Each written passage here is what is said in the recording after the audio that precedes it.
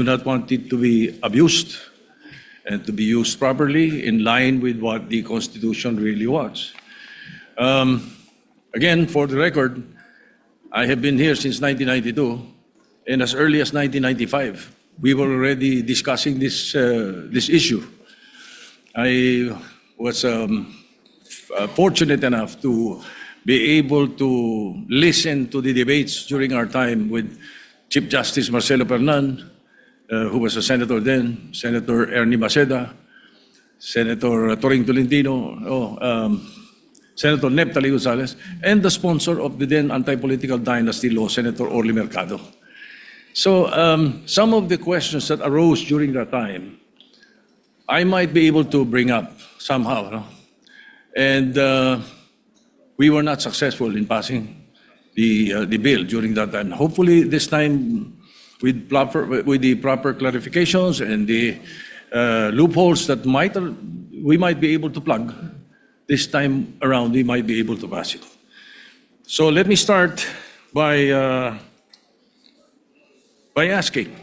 I heard it yesterday, but for the record, what do we want to achieve, Mr. President? We want to prevent power and influence, the transfer of power and influence to a certain family. Isn't that right? Yes, Mr. President.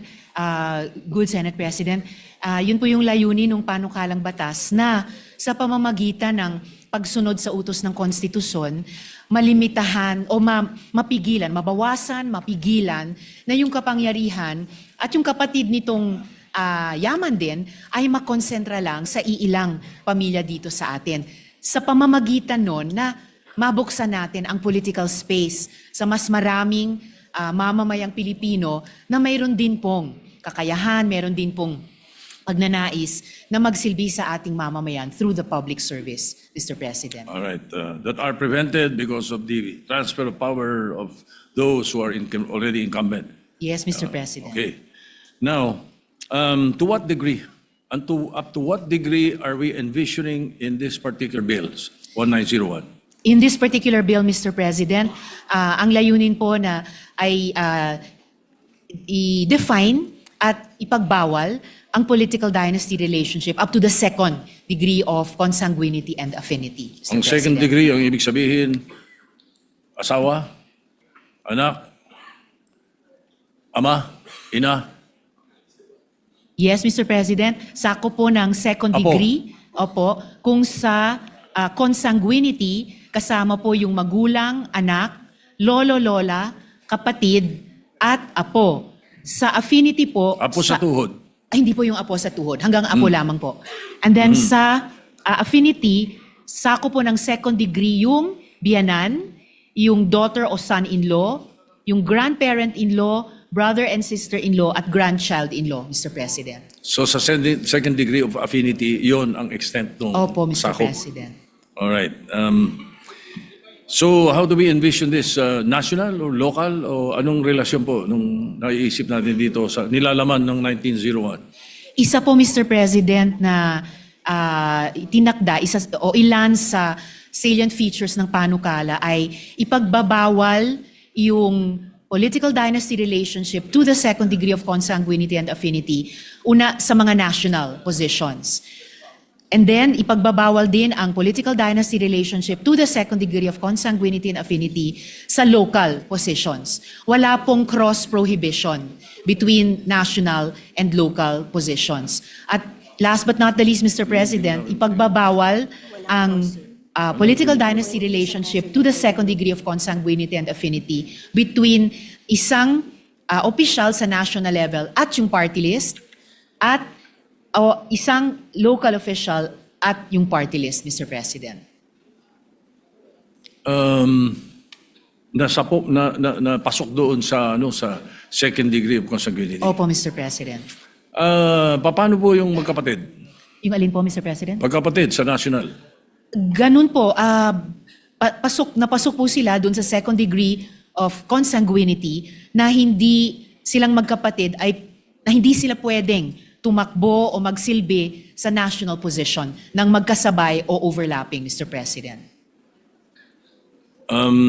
So anong gagawin natin doon sa incumbent natin ng mga national officials? Hindi po sila maapektuhan nung panukalang batas or kung magiging batas ito, Mr. President, dahil itong panukala ay prospective in application sa susunod pang eleksyon pagkatapos nating posibleng maipasa itong panukalang batas. So, Prospective. Yes, Mr. Prospective, President. let's say to hopefully 2028. Hopefully po, Mr. President. Paano kung hanggang 2031 yung isa? Isa-serve out po ng incumbents ang current terms po nila. Kahit lampas po yung yung kasunod na eleksyon pagkatapos ito maisa batas dahil kung yung current term nila ay hanggang 2031, Mr. President. Well, anyway, I asked that question to pick on the mind of the distinguished lady, but I have heard from some of our colleagues that they are looking at a different interpretation when it comes to that, no? Because I tend to agree, we cannot find influence, the transfer of influence, pagka-national. There is no transfer of influence. Like for example, if Bam Aquino is running for senator and his father, Paul Aquino, will run as senator also while he is incumbent, I do not see how a transfer could be made. The transfer of power or influence.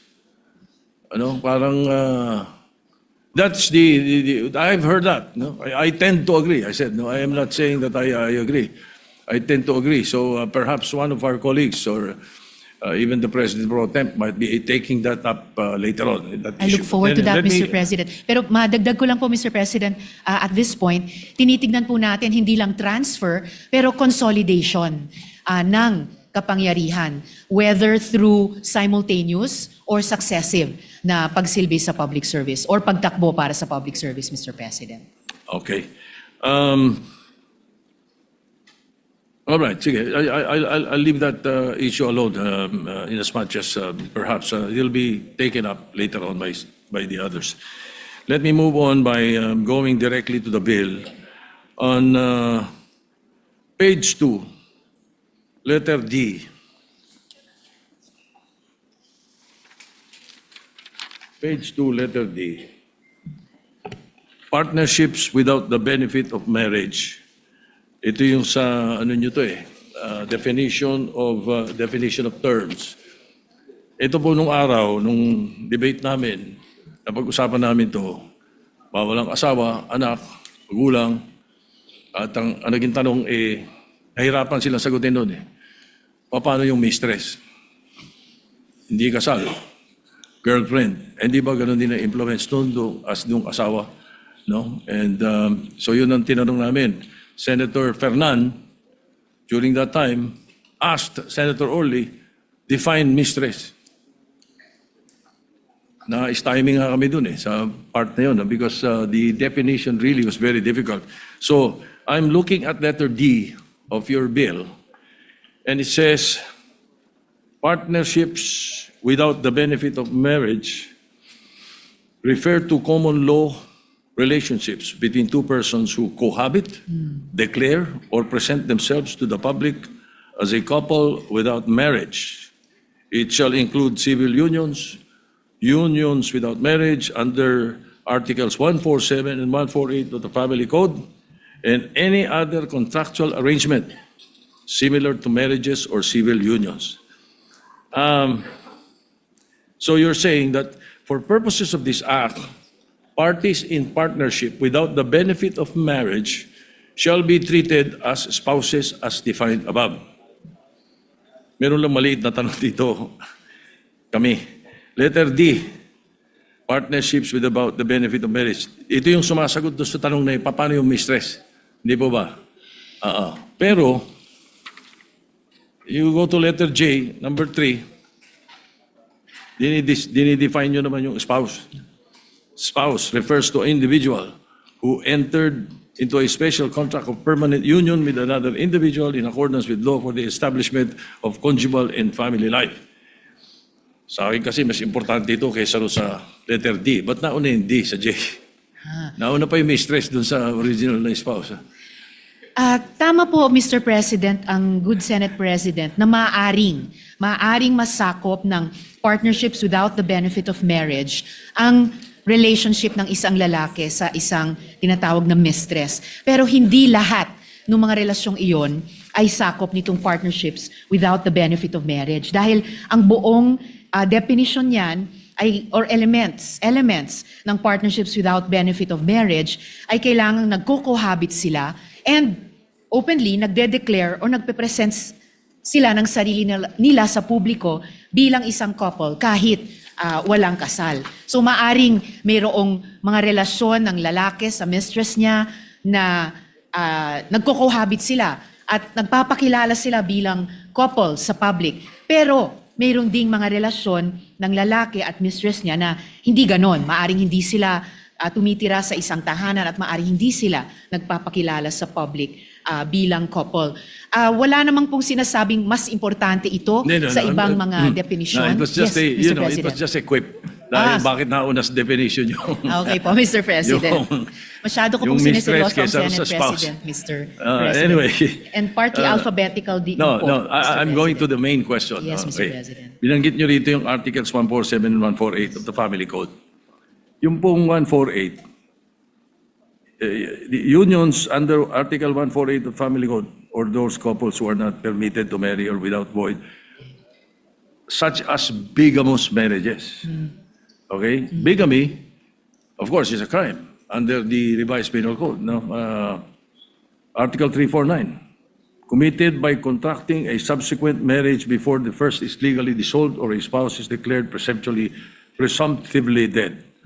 Now, in this case, in our letter D, are you going to require that there is a final verdict from the court to declare a couple to have committed bigamy under Article 349 of the revised penal code before they are treated as spouse under this bill?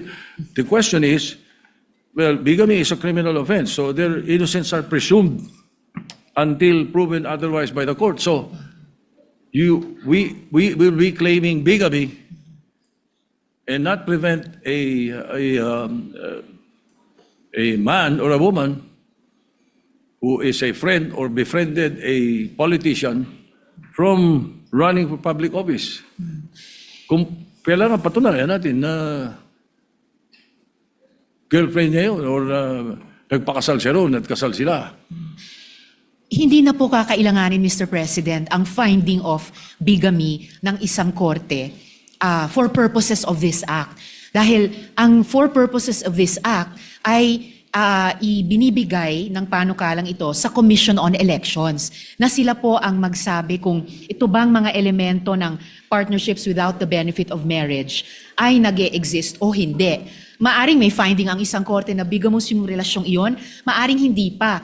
Pero kung nagko-cohabit yung couple na yun at nagpapakilala bilang couple kahit hindi sila kasal, iti-trigger po nun on the part of COMELEC yung prohibition against a political dynasty relationship, Mr. President. Paano po kung hindi sila kasal? So walang bigamy.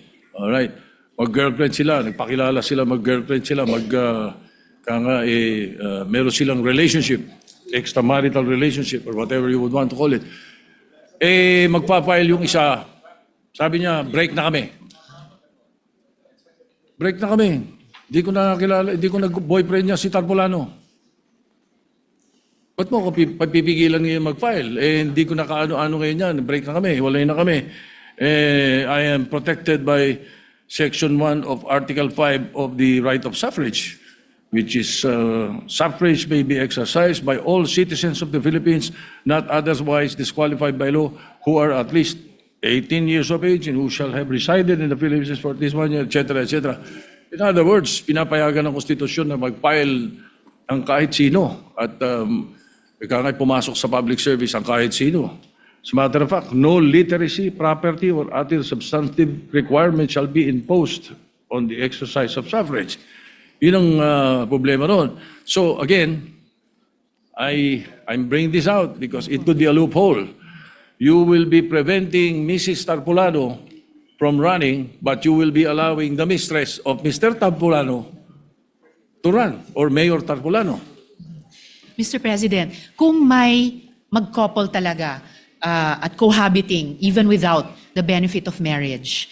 Tapos magsinungaling yung isa na, ay break na kami, hindi na kami couple.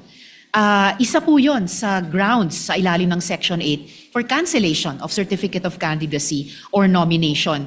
Particular po yung letter B ng Section 8 na willful concealment or falsehoods made in the sworn statement required under Section 5 of this Act. So kahit po magsinungaling yung girlfriend or boyfriend na sila'y split na, dahil may willful concealment or falsehood, magiging ground pa rin for cancellation of COC kung may finding ang COMELEC na may potential na political dynasty relationship. So, yung parehong limitation, disqualification sa asawa ay mag-a-apply din po sa ganitong couple, Mr. President.